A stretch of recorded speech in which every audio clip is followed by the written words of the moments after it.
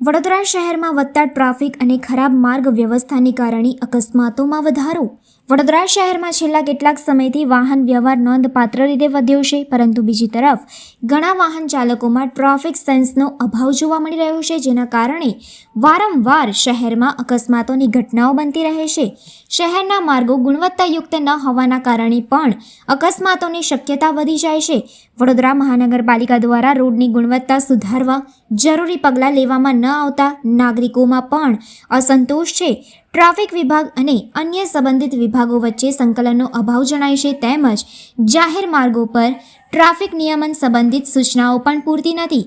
Traffic police મોટે ભાગે દંડ વસૂલવામાં જ સંતોષ માને છે, પરંતુ લોકોમાં નિયમો પ્રમાણે જાગૃતિ લાવવા માટે કોઈ અસરકારક જનજાગૃતિ અભિયાન હાથ ધરવામાં આવતું નથી.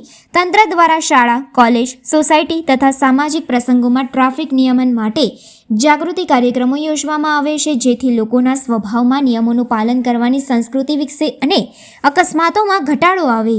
આ જ એક ઘટના વડોદરા શહેરના પ્રિયા ટોકીઝ વિસ્તારમાં બની હતી, જ્યાં ખાનગી ટ્રાવેલ્સની લક્ઝરી બસ અને વિટકોસ બસ વચ્ચે એક્ટિવા સ્કૂટરનું કચુંબર થઈ ગયું હતું.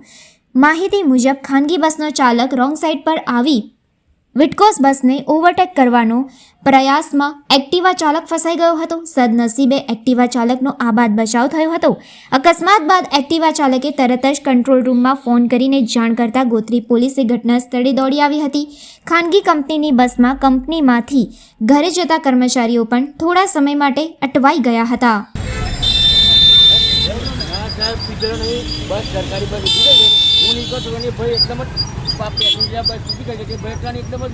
પણ તમે આટલી બધી રોંગ સાઈડ થી કેમ ગાડી કાઢી? રોંગ સાઈડ હું આવતો હતો અને તમે સામેની સાઈડ માં આયા. સામેની સાઈડે નહીં, આ બધા કહે છે તમે પીધેલા છો. ના હોય, પીધેલો હાર્યો સાહેબ, તમારી સામે સામે પીધેલાની વાત જ કહે છે. પણ આ વિડીયોમાં તો તમે રીસર રોંગ સાઈડ દેખાવ છો આવતા. હા, હું આમથી આવ્યો ને. હા, તો આમથી આવો તો તમારી સાઈડ આ બાજુ હોય, તમે આ બાજુથી આવતા હતા. ઉભી રહેતી ને તો બસની સાઈડ મારી આ બસ તો પણ એ રોડ ચાલુ છે, સાઈડ મારવાની જરૂર જ કઈ છે તમારે? ઊભી થયેલી બસ ઊભી રહેલી હતી સાહેબ, બસ ઊભી રહેલી હતી ને આ ભાઈ એકદમ જ નીકળ્યા ટર્ન મારી.